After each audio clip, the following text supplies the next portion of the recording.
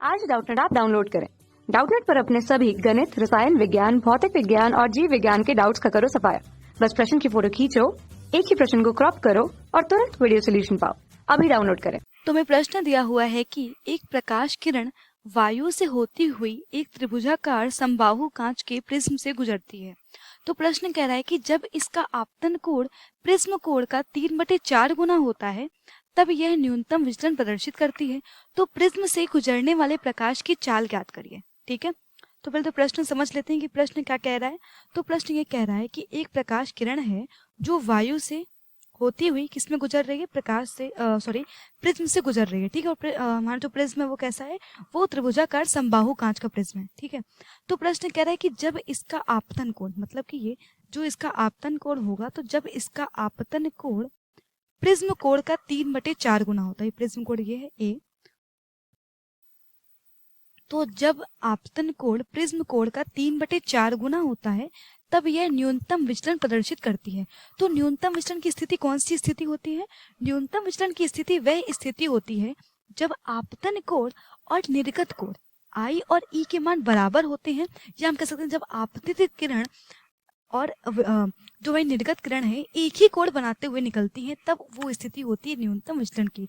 या हम कह सकते हैं जब आपतन कोण और निर्गत कोण बराबर होते हैं, जब I बराबर E होता है, तो वो स्थिति होती है न्यूनतम विचलन की स्थिति। तो प्रश्न कह रहा है कि प्रिज्म से गुजरने वाले प्रकाश की चाल ज्ञात करो। ठीक है, तो देखो पहले तो हम ज्ञात करेंगे इस न्यूनतम विचलन कोण का मान, क्योंकि फिर हम जानते हैं न्यूनतम विचलन कोण प्रिज्म के अपवर्तनांक और प्रिज्म कोण में संबंध। ठीक है, और अपवर्तनांक हम ज्ञात कर लेंगे फिर प्रिज्म का, और उसके बाद हम ज्ञात कर लेंगे अपवर्तनांक की सहायता से हम प्रकाश की चाल ज्ञात कर लेंगे। ठीक है, तो आपको समझ में आ रहा होगा कि हम यहाँ पर क्या करने वाले हैं। पहले हम ज्ञात करेंगे डेल्टा एम का मान, और न्यूनतम विचलन का जो मान होता है वो क्या होता है, न्यूनतम विचलन कोण का डेल्टा एम बराबर होता है 2I - A। ठीक है, अब देखो यहाँ पर I का मान क्या हो जाएगा। देखो यहाँ पर हम I बराबर दिया हुआ है 3/4 है। ठीक है, I बराबर है 3/4 A, और A का मान हमें ज्ञात है 60। तो I बराबर क्या हो जाएगा, ये हो जाएगा 3/4 × 60, तो ये मान हो जाएगा 15। तो I बराबर हो जाएगा 45 डिग्री। ठीक है, तो यहाँ पे आ जाएगा 45 × 2, और माइनस के A का मान कितना है, तो A का मान है 60 डिग्री। तो डेल्टा M का मान कितना निकल आएगा, ये आ जाएगा 90 - 60 डिग्री। तो मतलब कि ये कि जो हमारा न्यूनतम विचलन कोण है इसका मान है 30 डिग्री। ठीक है, तो यहाँ से हमने ज्ञात कर लिया न्यूनतम विचलन कोण का मान।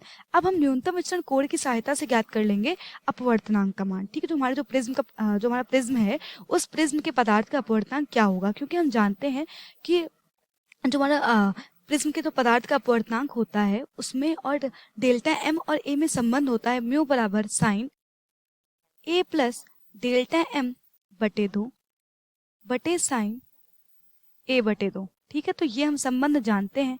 अब देखो यहाँ से हम म्यू का मान ज्ञात कर लेंगे, तो ये हो जाएगा साइन ए का मान कितना है, तो प्रिज्म कोण का मान है 60 डिग्री, डेल्टा एम का मान अभी हमने ज्ञात किया है 30 डिग्री बटे 2 बटे साइन ए का मान कितना है, तो ए का मान है 60 डिग्री बटे 2, तो ये मान आ जाएगा साइन 90/2 बटे साइन 60/2।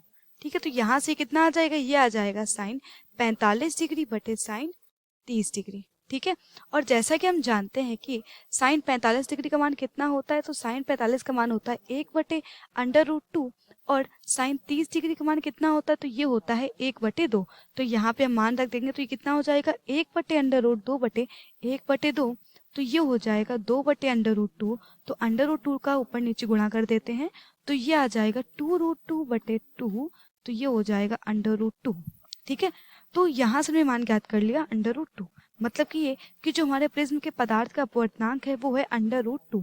अब देखो हमने पदार्थ का तो अपवर्तनांक ज्ञात कर लिया, लेकिन हमें ज्ञात क्या करना है, हमें ज्ञात करना है कि जो प्रिज्म से गुजरने वाला जो प्रकाश है इसकी चाल क्या होगी। और हम जानते हैं और हम जानते हैं अपवर्तनांक और किसी माध्यम का जो अपवर्तनांक होता है और उस माध्यम से गुजरने वाले प्रकाश की चाल में संबंध होता है म्यू बराबर C/V, जहाँ पर म्यू क्या है, जहाँ पर म्यू है माध्यम का अपवर्तनांक, माध्यम का अपवर्तनांक। C क्या है, C है निर्वात में प्रकाश की चाल, जो कि एक कांस्टेंट है, नियत है। निर्वात में प्रकाश की चाल और v क्या है, v है उस माध्यम में प्रकाश की चाल, जिस माध्यम का वर्तनांक हम ले रहे हैं उस माध्यम में प्रकाश की चाल। ठीक है, अब देखो यहाँ पर हमें √2 का मान पता है, सॉरी मतलब म्यू का मान पता है, c का मान पता है, तो यहाँ से हम v का मान आसानी से ज्ञात कर लेंगे। ठीक है, तो देखो म्यू का मान कितना है, तो म्यू का मान है √2, c का मान होता है 3 × 10⁸ मीटर प्रति सेकंड बटे v, तो यहाँ से आ जाएगा v बराबर 3 × 10⁸ बटे √2, तो ये हो जाएगा 3 × 10⁸ बटे √2 का मान होता है 1.414। जब इसको हल करोगे तो जो v का मान है वो निकल के आएगा 2.12 × 10⁸ मीटर प्रति सेकंड। ठीक है, तो इस प्रकार हम कह सकते हैं कि प्रिज्म से गुजरने वाला जो प्रकाश है उस प्रकाश की जो चाल है उसका मान होगा 2.12 × 10⁸ मीटर प्रति सेकंड। ठीक है, तो यही हमारे प्रश्न का उत्तर है कि जो प्रिज्म से गुजरने वाला प्रकाश है उसकी चाल होगी 2.12 × 10⁸ मीटर प्रति सेकंड। ठीक है, धन्यवाद। कक्षा 6वीं से 12वीं से लेकर नीट, IIT, JEE वो एडवांस के लेवल तक 1 करोड़ से ज्यादा छात्रों का भरोसा। आज ही डाउनलोड करें डाउटनेट ऐप या व्हाट्सएप करें अपने सारे डाउट्स 8400 400 400 पर।